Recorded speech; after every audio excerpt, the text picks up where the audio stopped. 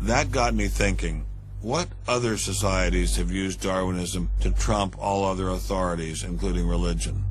As a Jew, my mind leapt to one regime in particular. The connection between Hitler and Darwin is, of course, historically a difficult connection because they were separated by a good many years. One was English, one was German.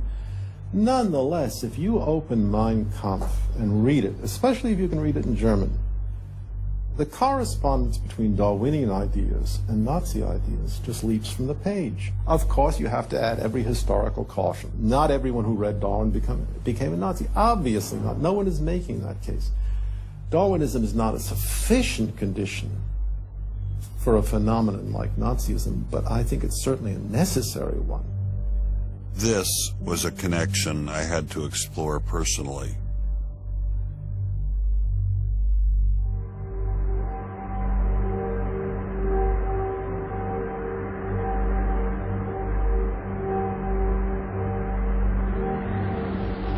American officers arrive at a Nazi institution seized by First Army troops. Under the guise of an insane asylum, this has been the headquarters for the systematic murder.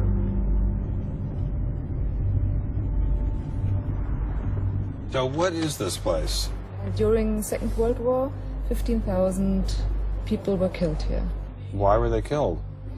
They were killed because they were people with handicaps. Why kill them? What's the point of killing them? People who were not able to work, people who were not able to live by themselves, that they were useless eaters. Useless eaters. And life unworthy of living.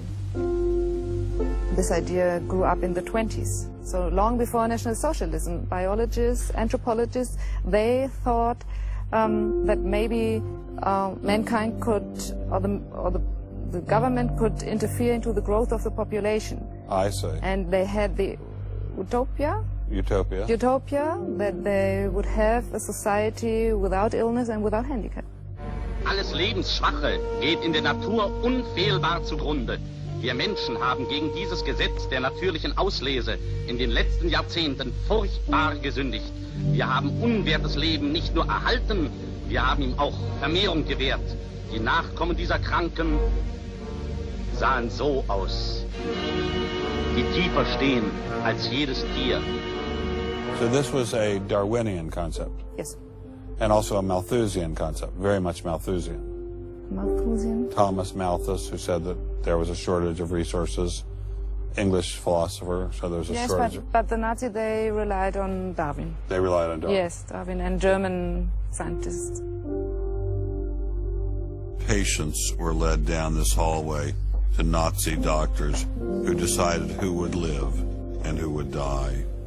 They were accompanied by 15 nurses.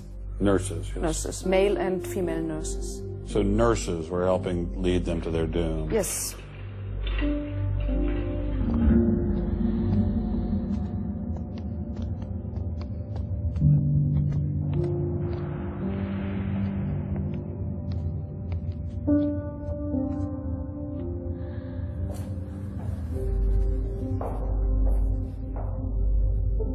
So were the prisoners told they were taking a shower? Yes, they were taking a shower, and here was 1 or 2 showers.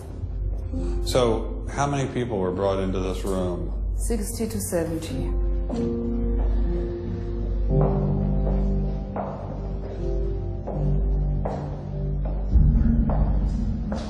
So what is this? This is the dissection table. Do you ever think to yourself, the sane ones were the ones lying here having their brains removed? The insane one was Dr. Gorgas and all the other people did?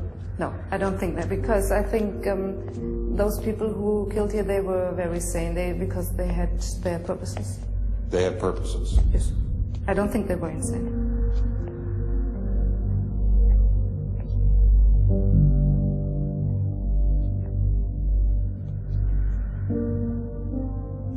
They had 2 crematory ovens. I see. And they killed about 70 people. A day? So a day, so they had... That's barely enough. And they only killed from Monday to Friday. So... Because the people who were doing the killing needed to have the weekend off. If you met Dr. Gorgas today, what would you say to him? I don't know. I don't think that it's my my role to tell him something. It's difficult to describe how it felt to walk through such a haunting place, to know that these cold stone and tile walls were the last things the victims of Hadamar ever saw. I wanted to explore this connection further, so I met with the author of From Darwin to Hitler, Dr. Richard Weikart. Hitler and many of the physicians that carried out this program were very fanatical Darwinists, and particularly wanted to apply Darwinism to society. Was wir uns unter der deutschen Jugend der Zukunft wünschen, ist etwas anderes, als was die Vergangenheit sich gewünscht hat. Wir müssen einen neuen Menschen, auf das unser Volk nicht an den typischen Degenerationserscheinungen dieser neuen Zeit runde geht. Many of these people in the 19-teens, 1920s, who were putting forward some of these ideas about racism were considered the leading scientists. These were Darwinists who were taken seriously by fellow academics. It's not to say that all academics believed it. These leading academics, were there any of them who were Americans? There were plenty of Americans who were saying similar kinds of things. Not only were Americans saying such things, they were pioneers in this fledgling science known as eugenics. They thought they could help evolution along by sterilizing the so-called feeble-minded and prohibiting them from getting married.